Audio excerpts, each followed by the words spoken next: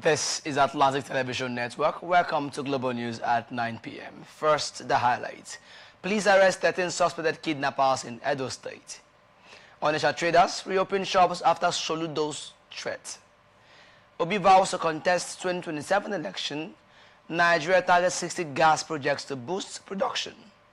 Laura wins presidential election in Costa Rica. Chelsea confirms deal for Idrisi.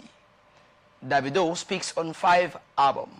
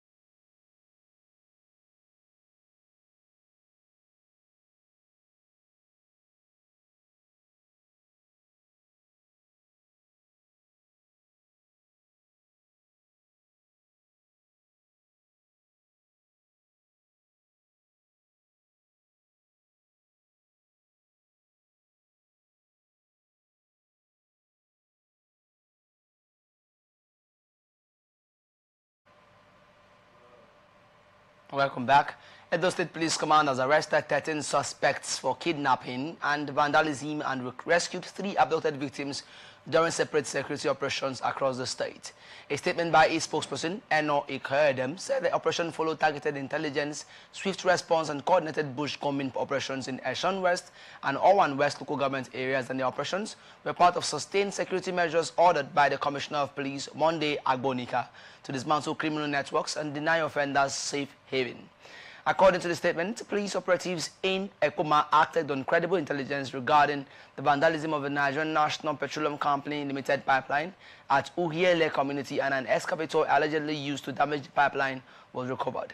While efforts were ongoing to arrest other suspects who fled the scene and recovered pipes already carted away, the command further said a coordinated bush-combing operation was carried out in the Idoha Ewu forest and other identified hideouts, while the operation, which involved tactical teams of the command, the drone unit, the Edo State Security Corps, hunters, and vigilante members, led to the discovery of 3 tents suspected to be kidnappers' camps. The divisional police officer of Ekpoma Division led a joint rescue team comprising police personnel, soldiers, the Edo State Security Corps, vigilantes, hunters, and community youths to the area, and the 3 victims were rescued unhurt, while items recovered at the scene included cutlasses, a solar panel, a torch, canvas, rope, palm oil, and face cap. The command reaffirmed its commitment to protecting lives and property and safeguarding critical infrastructure across Edo State, and also urged members of the public to remain vigilant and continue to support the police with timely and credible information to aid proactive policing. Abia State Governor and leader of the Labour Party, Dr. Alex Oti, has described the exit of the party's former presidential candidate, Peter Obi, as highly regrettable, admitting that his departure represents a major loss to the party amid its lingering leadership crisis. Oti spoke in Abuja during a meeting with members of the party's board of trustees, leaders of the National Caretaker Committee, and representatives of the Nigerian Labour Congress and the Trade Union Congress. The meeting came barely 24 hours after the Julius Abure-led faction of the Labour Party faulted the decision of the Independent National Electoral Commission to recognize the Nadi Usman-led National Caretaker Committee, describing the move as hasty and prejudicial, adding that it aimed to sabotage the party's leadership. Speaking about Obi's exit, Governor Oti said the Labour Party regretted losing its former standard bearer but wished him well in his future political endeavours, adding that following the party's recent court victory, the new leadership had resolved to pursue reconciliation and rebuild internal cohesion. According to him, a reconciliation committee would be set up to engage aggrieved members, including the ousted national chairman Julius Abure, but warned that such efforts would only succeed if party rules were strictly observed. Anambra State Governor Chukwuma Soludo has visited the Onitsha main market to confirm its reopening,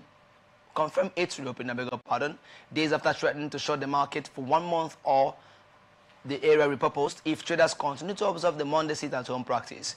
The visit followed warnings by the state government that persistent closure of markets under the guise of sit-at-home amounted to economic sabotage and would no longer be tolerated.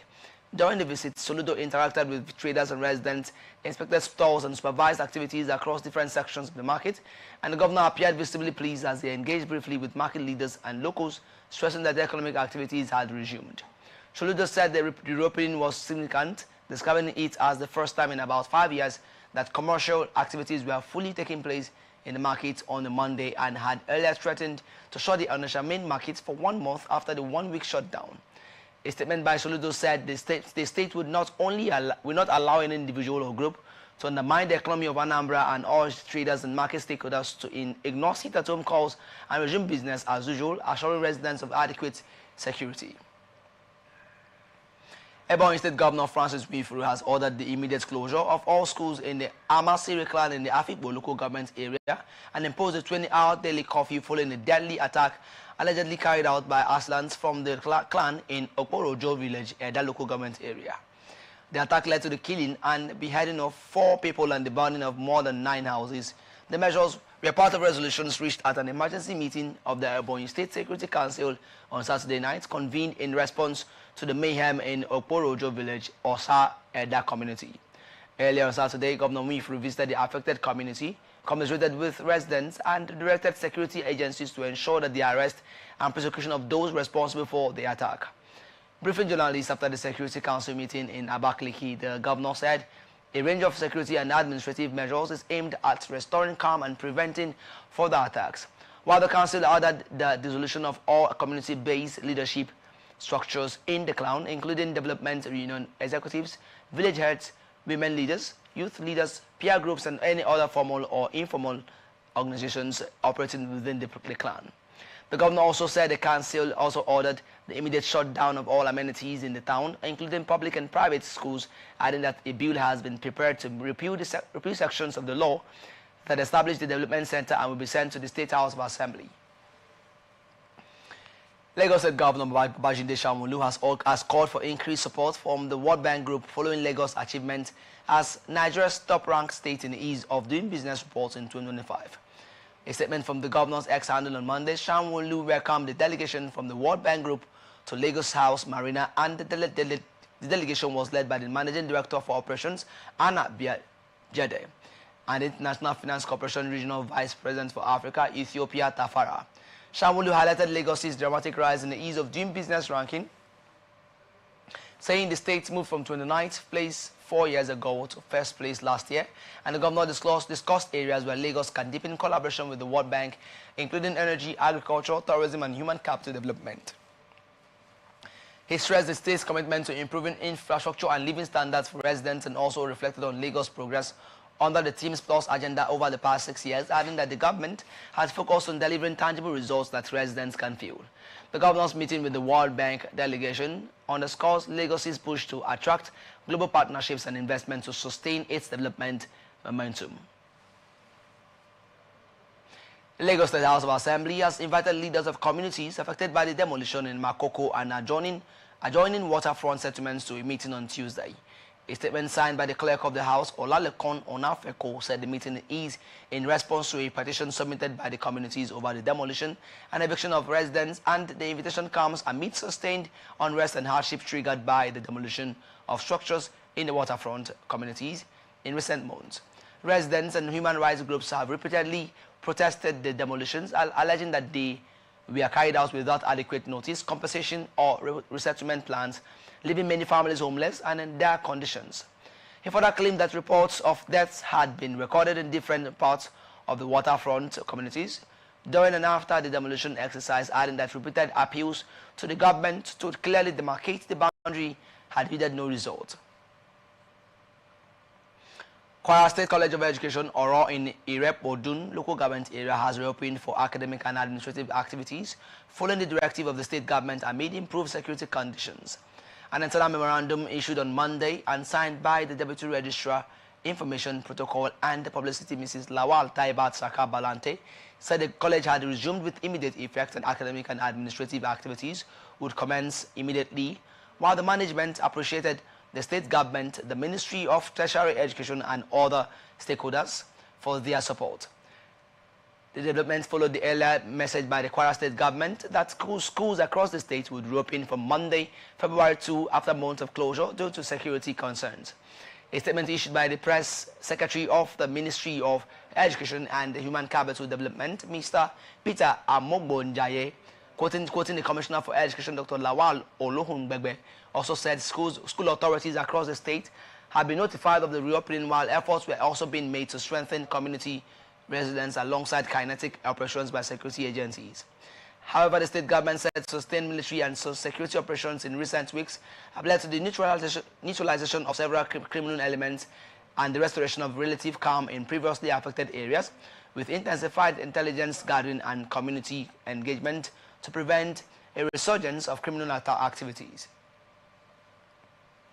9 suspects accused of involvement in a deadly Yearwater attack in Benue State have pleaded not guilty to a 57-count amended charge bordering on terrorism before the Federal High Court in Abuja. The suspects were arraigned before Justice Joyce Abdul Malik following the withdrawal of charges against the 6th defendant, Yakubu Maman, by the Attorney General of the Federation, Lateef Fagbemi San. Appearing for the complainant were the AGF in person and the Director of Public Prosecution of the Federation, Rotimi Oyedepo San, Ibrahim Angulu San, Christiana Sylvester and Aminu Abubakar Bagudu represented the 1st, 8th and 9th defendants respectively, while A.I. Kara appeared for the 2nd defendant. Adamu Abdullahi had brief for the 3rd, 4th, 5th, 7th and 10th defendants. Fagbemi informed the court that the prosecution had filed a 57-count amended charge dated January 19, 2026 and filed on January 20, 2026 against 10 defendants, adding that the prosecution was withdrawing the charge against the 6th defendant and also applied to withdraw the earlier 8th-count charge dated September 9, 2025. The defense did not object, prompting Justice Abdul Malik to strike out the name of the 6th defendant and withdraw the earlier charge, and following an application by the prosecution, the court ordered that the amended charge be read to the defendants and their pleas taken with the aid of an interpreter, but the defendants pleaded not guilty to all 57 counts, while Fagbemi told the court that by virtue of Section 273 of the Administration of Criminal Justice Act, the defendants, by their pleas, had invoked the court's jurisdiction for trial and applied for an accelerated hearing. The matter was adjourned to February 26 and 27, 2026 for the commencement of trial, while Justice Abdul Malik ordered that the defendants be remanded at the Kuje Correctional Center pending trial. Federal Capital Territory FCT Police Command has urged the Nigeria Labour Congress, NLC, and the Trade Union Congress, TUC, to postpone its planned protest on the nation's capital over security concerns. This is coming after the ST chapter of the NLC and TUC had scheduled a peaceful solidarity protest on Tuesday in support of the Joint Union Action Committee. A joint statement signed by Mr. Benson Opa, General Secretary of the NLC, and Mr. Nuhu Toro, Secretary General of the TUC in Abuja, said the solidarity protest is in support of the strike by the Federal Capital Development Authority workers led by Joint Union Action Committee over unpaid salaries and other benefits, and the FCT workers have been in the face of with the FCT Minister Nyesom Wike over the strike. The planned solidarity protest is to further draw the attention of the government to the demands of the workers. However, a statement issued on Monday by the Police Public Relations Officer of the FCT Command, SP Josephine Ade, said intelligence reports indicate plans by the proscribed Islamic movement of Nigeria and other non-state actors to infiltrate and hijack the protests for purposes inimical to public peace and security. Josephine further said, in the overriding interest of public safety, the command respectfully appeals to the organizers of the planned protest to consider rescheduling the activity to a later date and time. Suspected terrorists have again attacked Niger State, killing one person, abducting 5 others, and setting ablaze a church building and a police station in Aguara local government area.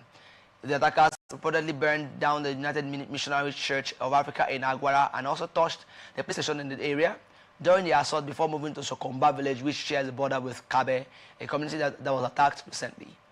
The terrorists also carted away food items and other valuables before killing an elderly woman in Kabe town and abducting 5 persons. The son of the late Emir Motala Dangtoro, who spoke on Sunday, said repeated attacks had turned once peaceful communities into zones of fear and uncertainty, while the security vacuum created by the absence of a permanent military presence had emboldened criminals who now operate with little or no resistance, worsening the humanitarian and economic situation in the area. Meanwhile, the spokesman for the Niger State Police Command, Wasiu Abiodun, confirmed the attack, saying police operatives engaged the terrorists who reportedly used dynamite to set the police station ablaze. This is coming after terrorists abducted 315 pupils from St. Mary's School in Papiri, Niger State. Kano State Governor Abba Yusuf has approved fresh appointments and promotions across key government institutions in the state. A statement issued on Monday by the governor's spokesperson, Sunusi Dawakin Tofa, said Abubakar Amatawale was appointed as Acting Director General of the Kano State Pilgrims Welfare Board, while Yusuf Mokhtar was promoted to the rank of Permanent Secretary. Also appointed is Rahama Al-Haji as Provost of the Kano State Anti-Corruption Institute, while veteran Kannywood actress Aina Yu Ade was promoted from Special Assistant to Senior Special Assistant on Kannywood Affairs. Yusuf urged all the appointees to justify the confidence reposed in them through hard work, transparency, and loyalty to the Kano First agenda, adding that all appointments and promotions take immediate effect. This is coming after the governor approved a round of appointments and promotions to strengthen governance and improve service delivery across key sectors of the state, while Abdulkader Kankarofi was appointed as Special Advisor on Humanitarian Affairs in the Office of the Executive Governor. Fire has raised the Singa market along Bello Road in Kano, causing panic among traders and residents in the area.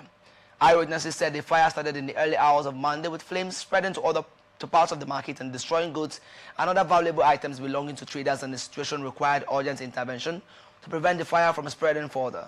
As of the time of filing this report, the cause of the fire had not been confirmed and there was no official information on whether lives were lost.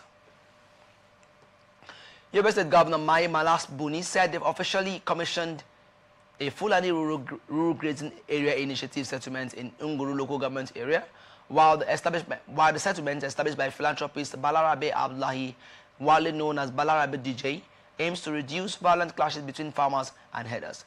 The rural community is equipped with essential social and economic amenities, including 2-bedroom residential home, a school, a shopping center, a primary health care facility, potable water, electricity, and a mosque designed to provide herders with a safe and sustainable living environment. Speaking at the commission, Buni said the project would help curb open grazing, which often results in farmland destruction, and the modern settlement would support the integration of pastoralists into the broader society while improving their access to education and healthcare. The governor also encouraged other public-spirited individuals to emulate Alhaji Abdullahi's efforts in promoting peace and development. While in 2025, several northern states, including Borno, Yobe, Zamfara, Bauchi, and Nasarawa, mapped out large swaths of land for the National Livestock Transformation Plan, popularly known as the RUGA, to take off. Police have arrested 21 persons following a joint operation against illegal mining activities in Zamfara State. This is coming after the suspects were apprehended at different illegal mining sites, including Boko Village in Zomi local government area and Kaya Village in Marodun local government area. A statement by the spokesperson for the Zamfara State Police Command, Yazid Abubakar, said the operation was carried out by the police in collaboration with personnel of the Nigerian Security and Civil Defense Corps and the Federal Ministry of Mines and Minerals Development, adding that the suspects were being held at the Task Force on Illegal Mining Unit. In recent times, illegal mining activities in Zamfara State have been linked to banditry and other criminal activities, particularly in areas such as Maru, Anka, Safe, Bukuyum, Zomi, Bungudu, Talata, Mafara, and Shinkafi, and it remains unclear whether the federal government's recent decision to lift the over 5-year ban on mining in the state has contributed to the resurgence of illegal activities, while reports have indicated that unlawful mining persisted even during the period of the ban. The Minister of Solid Minerals Development, Dele Alake, had earlier said the ban was lifted due to improvements in the security situation, and the move will boost regulated mining, improve intelligence gathering, and curb illegal activities to ensure the nation benefits from the state's resources. You're watching the Global News on Atlantic Television Network. We return after this break. Do stay tuned.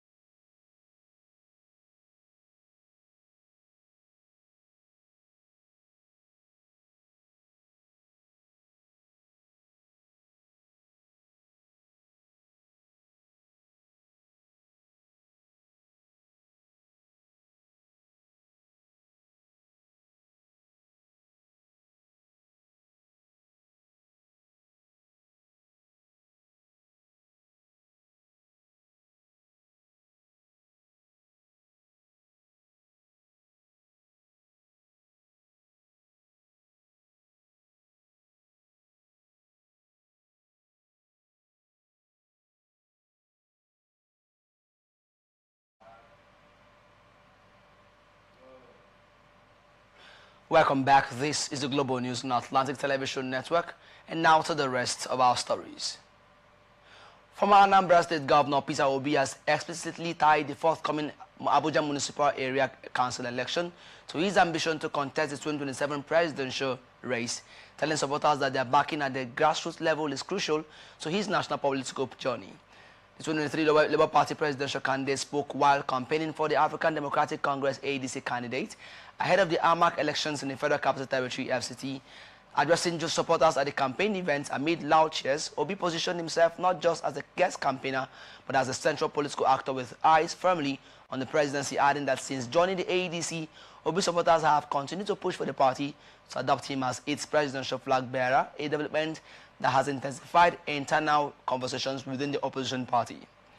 Reacting to the growing agitation, ADC spokesperson Bolaji Abdullahi urged caution, warning supporters against inflammatory rhetoric and stressing the need for unity as the party navigates early alignments ahead of the 2027, and Obi has consistently maintained that he will not spend a day beyond 4 years in office if elected. National Chairman of the ruling All Progressive Congress, APC, Professor Nentawe Yiwada, says the party is tactfully resolving the impeachment moves against Governor Siminalayi Fubara of Rivers State. Professor Yiwada said the Rivers State polity had in recent weeks been riddled with controversy, with members of the Assembly insisting on impeachment proceedings against Governor Fubara and his deputy Ngozi Odu. However, the APC National Chairman revealed the party has begun moves to reverse the impeachment, describing it as an internal party issue. Board of Trustees of the People's Democratic Party, PDP, has called on members to prioritize institutional caution over political haste and ensure compliance with court orders regarding the party leadership. And Chairman of the BOT, Senator Mao Ohwa Bunwa, gave the charge on Monday in Abuja at the 85th meeting of the board and threw his weight with them behind the Mohammed Abdurrahman-led National Caretaker Committee, which is seen as loyal to the Federal Capital Territory FCT Minister Nyesom Wike. He described the current period as a defining moment for the party, while urging the elders and conscious keepers of the PDP to act as anchors of stability following months of internal turbulence. Senator Ohwa Bunwa offered a strong defense for the recent delays in the party's congresses, a point that has been a significant source of friction among various interest groups, and also said the pause was a strategic necessary move to safeguard the party's legal standing, and clarified that the delay was not an abdication of responsibility, but rather a deliberate act of institutional caution born out of respect for pending judicial processes and the supremacy of the rule of law. Senator Ohwa Bunwa said the recent Federal High Court judgment in Ibadan was a turning point for the embattled party, stressing that the court has affirmed the legitimacy of the Abdurrahman-led National Caretaker Committee. Minister of Defense, General Christopher Musa, retired, says he was among the intended targets of the recently foiled coup plot against President Bola Tinubu, revealing that the conspirators planned to arrest or shoot him if he resisted. While admitting that he played a key role in helping security agencies nip the plot in the bud, the former Chief of Defense Staff said he was personally marked for arrest by the plotters. Musa dismissed the capacity of the suspects to successfully challenge the Nigerian state, saying the actions showed a complete misunderstanding of Nigeria's democratic history and the strength of its armed forces, adding that even without the intervention of the military, Nigerians would have resisted any attempt to overthrow a democratically elected government. He said the investigation was thorough and collaborative, involving multiple intelligence agencies to avoid indicting innocent officers, and also dismissed claims that the plot was driven by dissatisfaction with the current administration, insisting it predated Tinubu's inauguration. Musa further said past coup succeeded only with the backing of top military commanders, a factor completely absent in the current case, stressing that Siva had remained outside the country for months after operatives of the Defense Intelligence Agency raided his Abuja residence, and action links to investigations into the alleged attempt to overthrow Tinubu's administration. Official records from the Office of the Accountant General of the Federation have revealed that the total amount disbursed to state governments and the Federal Capital Territory as financial support for infrastructure and security projects increased to 2.45 trillion naira. The amount disbursed between March 2024 and August 2025, which spanned over 17 months, was aimed at bolstering infrastructure development and strengthening security operations at a subnational level as part of an ongoing effort to address widespread insecurity and bridge critical infrastructure gaps across the country. The disbursements was made under a special intervention program funded through non-oil revenue savings as part of efforts to ease fiscal pressure on subnational governments and accelerate project execution at the grassroots. The document titled Ledger of Savings on Intervention to State Infrastructure and Security showed that the payments were drawn from non-oil revenue savings totaling 2.45 trillion naira within the 17 months, and the document did not disclose how much each state received or whether the funds were disbursed separately from the monthly revenue allocation. Details of the transactions indicated that the total receipts by the federal government over the period stood at 2.45 trillion naira, from which 2.45 trillion naira was paid out to state governments and the Federal Capital Territory, leaving zero balance as of 25 August 2025. Ongoing strike by the joint health sector unions has entered the third month, crippling activities in government-owned hospitals across Nigeria, leaving patients stranded and forcing many to seek essential services outside public health facilities. In the third month, the industrial action has granted critical services, particularly in hospital pharmacies, laboratories, and other support departments, significantly disrupting healthcare delivery, while the industrial action had severely disrupted federal health institutions. Health workers in state-owned hospitals in Ekiti and Benue State have largely remained on duty, mitigating the impact on patients. At the same time, resident doctors, nurses, and midwives in some state facilities, such as the Benue State University Teaching Hospital Makurdi, have embarked on separate industrial actions, citing unpaid salaries, pension issues, and dilapidated infrastructure. At the Federal Teaching Hospital Ido Ekiti, medical doctors and nurses were seen at their posts. However, other health workers stayed away. The chairman of the Nigeria Union of Allied Health Professionals, Ekiti State Council, and immediate past Fethai Johesu chairman Ayodeji Ogunrinu said over 2.5 months strike by the health workers was unfortunate. Nigerian Meteorological Agency has predicted a mix of sunshine and cloudiness across the country from Tuesday to Thursday. NIMET Weather Outlook released on Monday in Abuja forecast a sunny atmosphere over the northern region throughout the day on Tuesday. According to the outlook, the central region is expected to experience few patches of clouds with a hazy atmosphere, while isolated thunderstorms are possible over parts of southern Kwara later in the day. NIMET further predicted sunny conditions over the northern region throughout Wednesday, with few patches of clouds and a hazy atmosphere over the north central region, while isolated thunderstorms and light rains are expected over parts of southern Kogi, southern Benue, and Kwara states later in the day. Sunny skies with a few patches of clouds are also forecast for the southern region, with prospects of thunderstorms and light rains over parts of Lagos, Oyo, Ogun, Osun, Edo, Ekiti, Ondo, Imo, Abia, Anambra, Delta, Bayelsa, Akwa Ibom, Cross River, and River State, while on Thursday, NIMET envisaged a sunny atmosphere over the northern region, with few patches of clouds and slim prospects of isolated thunderstorms over parts of Kwara State in the morning. And now to some business news. Nigeria is set to accelerate its gas-driven industrialization with more than 60 high-priority gas demand projects slated for execution over the next 10 years, according to the Nigerian National Petroleum Company Limited's Gas Master Plan 2026.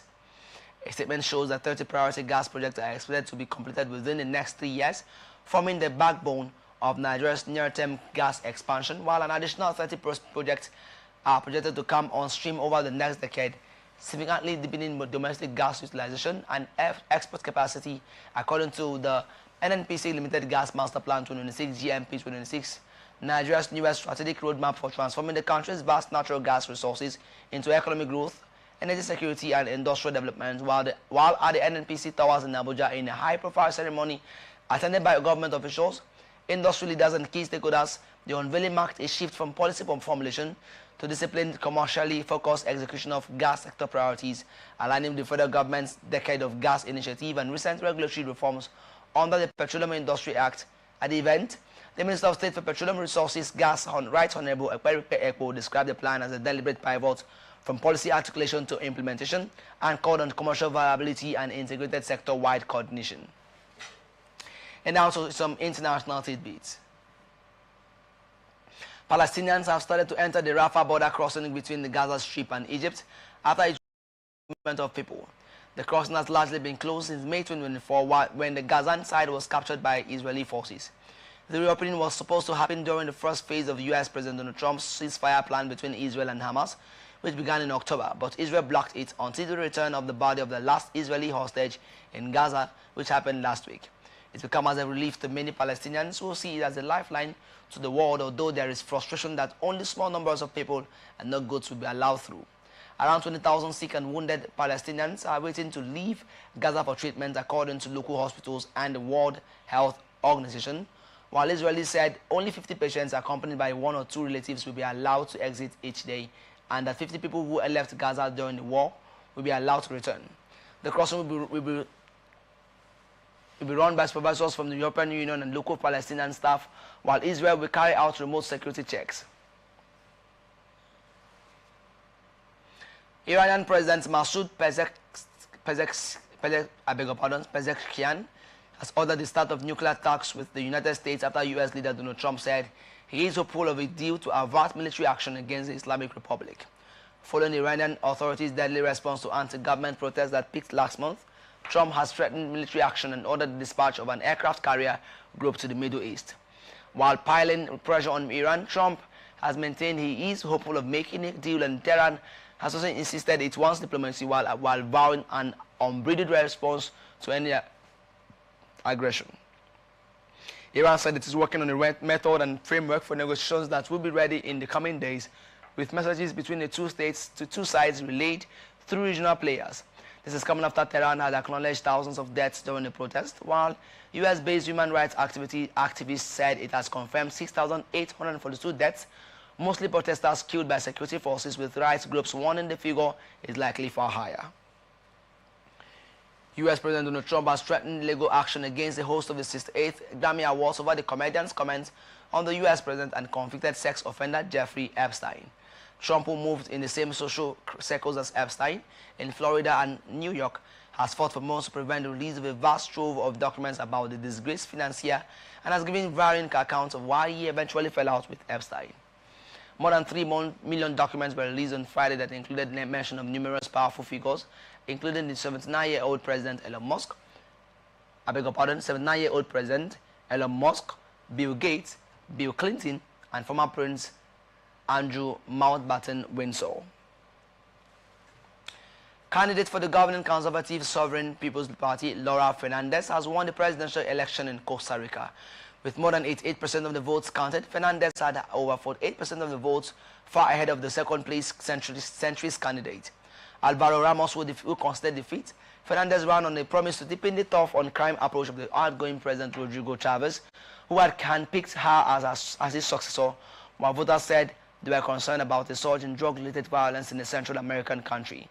In a victory speech, the 39-year-old said she would plow ahead with the policies introduced by Chavez, whose chief of staff she was, and under Costa Rica's constitution, presidents are not allowed to serve 2 consecutive terms, and Chavez was therefore barred from standing for re-election. Costa Rica is one of Central America's safest countries, and with a stable democracy that has seen a rise in crime over the past years as transnational criminal gangs expanded in the region. Courts in China have sentenced the former justice minister to life in prison after finding him guilty of accepting bribes totaling almost $20 million over more than a decade.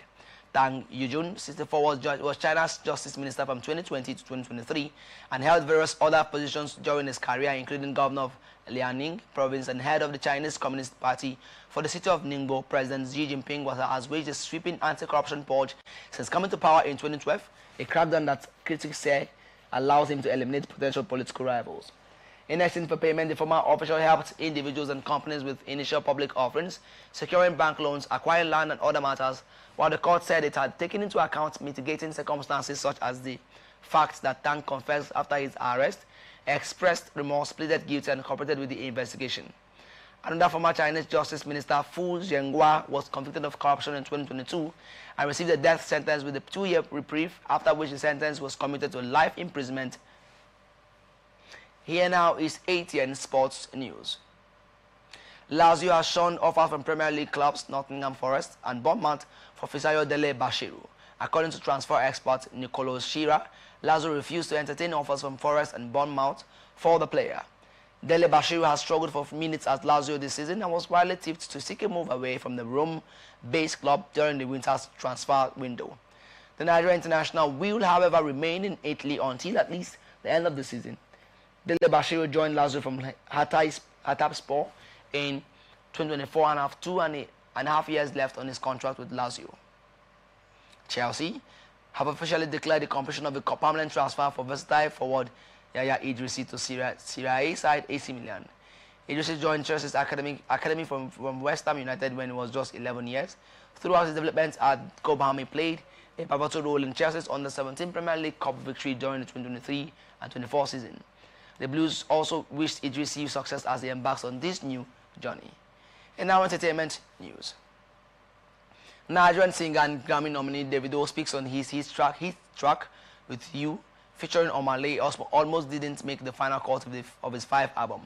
Speaking on Monday, Davido said the song failed to impress during internal listening sessions and was not seen as a standard by his team, and also admitted that the song's massive success later became an emotional moment for him, as often reflects on how close it came to being left out. With You went on to earn Davido another Grammy nomination and has since become one of his most successful recent releases, topping charts and surpassing 100 million new streams on Spotify. Davido also recalled how he found out about the nomination, describing it as unexpected. The singer is scheduled to take the stage on both Saturdays, April 11 and April 18, 2026 in Indio, California. And that's the global news for tonight. Before we go and look at the major stories. Police arrest 13 suspected kidnappers in Edo State. Onitsha traders reopening shops after Soludo's threat. Obi vows to contest 2027 election. Nigeria targets 60 gas projects to boost production. Lara wins presidential election in Costa Rica, and Chelsea confirms deal for Idrissi. Davido speaks on 5th album, I Am Favor.